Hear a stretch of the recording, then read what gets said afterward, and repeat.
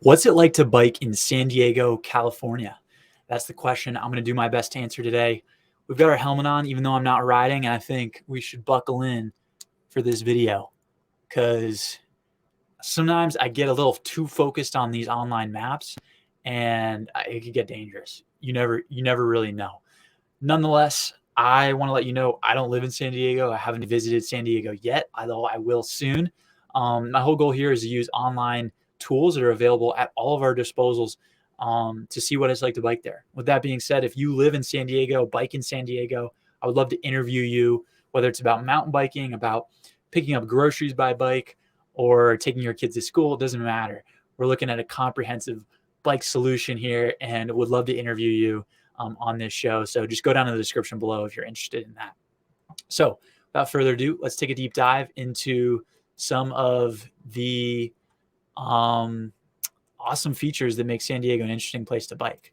So first of all, we're here on bikepacking.com. We'll look at some off-road bike routes that San Diego has a plethora of. So there's this one, the Baja Divide, 1,600 miles, takes you through Baja, California, which is this cool, that's just amazing. It takes you along this peninsula, and the views must be astounding. I've heard some really good things about that. But you also have this 400-mile loop called the Stagecoach 400, and then around the Salton Sea, SoCal Desert Scramble, a 496-mile loop. Let's look at pictures from the Stagecoach and see what's going on, just to kind of get a vibe. Pretty beautiful. Icicles. You're not going to get many icicles in San Diego. Rattlers, snakes, you probably will. Snakes are pretty much everywhere, though. So, although you're not going to see elephants in San Diego, except for probably at the zoo, I'm guessing. Cool. That ride looks like something I'd like to do. Probably want to bring a fat bike for the sand. As far as the bike score, it gets a 43 for San Diego, which they argue is car dependent. So although, again, you always have to take these numbers with a grain of salt.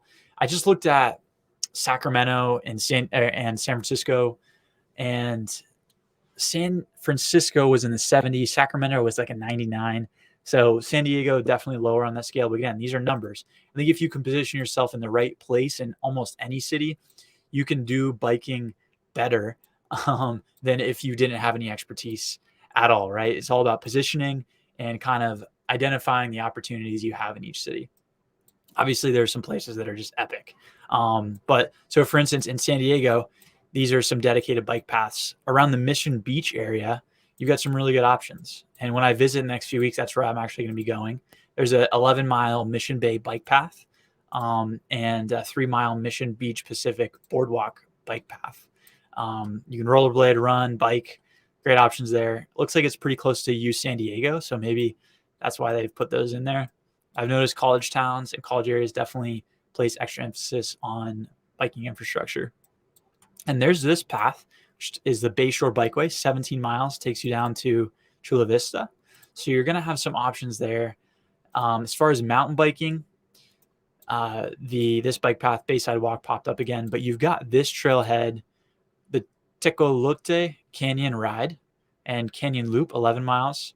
It's really pretty close to the city. I'm going to see how far of a bike or drive it is if you're going from downtown San Diego. I encourage you to do this yourself too, to try to see proximity wise, where you would be in relation to it. So you've got about six miles to get there from downtown. If you're near Mission Beach, you're much closer, which is about a 35-minute bike ride. Driving, 11 minutes, pretty close.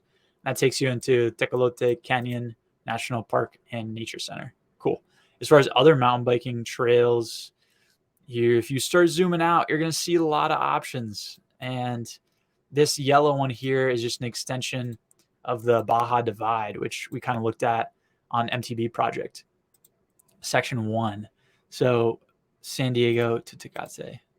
Yeah, it looks like mostly a gravel road, which is probably fairly low traffic and looks just beautiful. You probably have to go through the border patrol there. Yeah, let's take a look at some other mountain bike areas. You've got also this dense area at North Futuna Mountain, Let's see how far of a ride it is to get there from San Diego. 13 miles. So you could bike there. It's going to take a while. Driving, probably more of an option. But you definitely have riding that's like close to you, and then a ton of riding if you're willing to drive. But ideally, you don't have to. So Strava, let's see where people, that's San Diego, right? Yeah. So this shows where most people are riding. You can see some like condensed areas around the waterways because that's where most of the bike paths are. And then you see some, it looks like some mountain bike trails here. And then some trails here. Yeah, there must be some mountain biking trails, or is that just urban communities? Maybe some gravel roads. Let's look at the gravel roads, okay? So you've got a bunch, some nice gravel roads in Chula Vista. This is a big loop. And then not too much in San Diego itself. Let's see. Bike maps. As far as bike shops, you got a good amount. You got 12, 15. Pretty good support. Looks like most of them are like near the San Diego Zoo, kind of navigating that, or around that area. Let's take a look at the weather. Weather's sweet here. Okay, so on a scale of 1 to 10, the average is a 9.2. I know there are some issues here with some air quality, but as far as the temperateness, the weather, not too hot, not too cold, it is amazing. I mean, there's no month that's less than a 8.4, which there's some places out there that never get to 8.4. So as far as weather goes, I think San Diego is probably one of the best in the entire United States, as far as comfort index goes. So year-round riding for sure. Let's take a look at bike touring there. So San Diego is basically where the Pacific Coast Trail ends. This is the adventure cycling website. You've got the Southern Tier route, which this will take you all the way across America.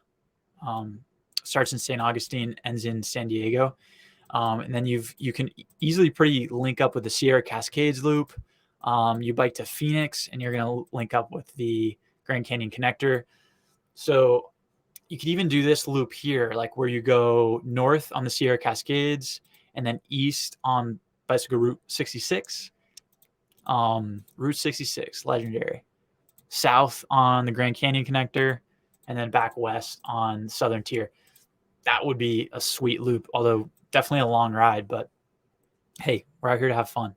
So you got Joshua Tree National Park, you got Anza Borrego, Cuyamaca Rancho State Park. I'm butchering these names. Sorry, everyone. The Otay Open Space Preserve. I'm going to guess there's some riding there.